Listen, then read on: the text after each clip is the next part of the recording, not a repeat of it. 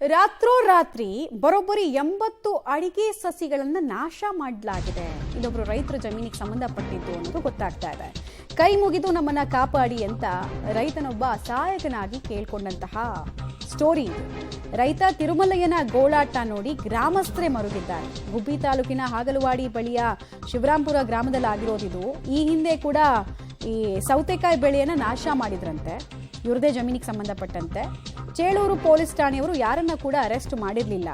ಇತ್ತೀಚೆಗಷ್ಟೇ 4 ಲಕ್ಷ ಸಾಲ ಮಾಡಿ ಬೋರ್ವೆಲ್ ಅನ್ನ ಕೊರೆಸಿ ಒಂದೊಳ್ಳೆ ಬೆಳೆ ತೆಗೆಯೋಣ ಅನ್ನೋ ಅಂದಾಜಲ್ಲಿದ್ರು. ಬಟ್ ನೋಡಿ, ಪಾಪಿಗಳದ್ದು ಹೊಟ್ಟೆ ಕಿಚ್ಚು ಯಾವ ರೀತಿಯಾಗಿ ದ್ವೇಷ ಸಾಧನೆ ಅಲ್ಲಾಗಿದೆ ಅಂತ. ತೋಟದಾಗಿ ಸೊಸಿದ್ವು ಅವು ಇವು ಎಲ್ಲ ಟಿಕೆಟನ್ನು 70-80 ಗಿಡ 80 ಗಿಡನ ಎಲ್ಲನ ನುಣ್ಣು ಕರೆದಾಕಿದ್ದಾರೆ. ಎಲ್ಲ ಒಂಬಾಳು ಹೊಡೆದಿದ್ದವು. ಈ ಥರನ ನನಗೆ ಭಾಳ ಚಿತ್ರಹಿಂಸೆ ಕೊಡ್ತಾ ಇದ್ದಾರೆ. ಯಾರು ಏನು ಎತ್ತ ಯಾಕೆ ಮಾಡ್ತಾ ಇದ್ದಾರೆ ಏನು ಗೊತ್ತಿಲ್ಲ. ನಾನು ಊರಿಗೆ ಮಾಜೂರು ಮಾಡಿ ತೀರನ ನನಗೆ ನಾನು ಅಂಥ ಹುಡುಗನೇ ಅಲ್ಲ, ಅಂಥ ಮನುಷ್ಯನೇ ಅಲ್ಲ. ಬೇಕಾದ್ರೆ ಯಾರಾದರೂ ಹೇಳಿ ನಾನು ಅಂಥ ಮನುಷ್ಯ ಅಂತಾರೆ. ನಾನು ಇಷ್ಟು ಹೇಳಬಲ್ಲೆಪ್ಪ. 70-80 ಗಿಡ ಕಡ್ದಾಕಿದ್ದಾರೆ. ಸರ್ವೆ ನಂಬರು 12/1 ಕಡ್ದಾಕಿದ್ದಾರೆ. 61ನೇ ಸರ್ವೆ ನಂಬರ್ ಬೋರ್ ಕೊರಿಸಿ ಅಲ್ಲಿಂದ ಇಲ್ಲಿಗೆ 1 ಕಿಲೋಮೀಟರ್ ದೂರಕ್ಕೆ ಪೈಪ್ ಲೈನ್ ಮಾಡಿ ಎಲ್ಲ ಡ್ರಿಪ್ ಮಾಡ್ಕೊಂಡು ಅಡಿಕೆ ಗಿಡ ತೆಂಗಿನ ಬೆಳೆಸಿ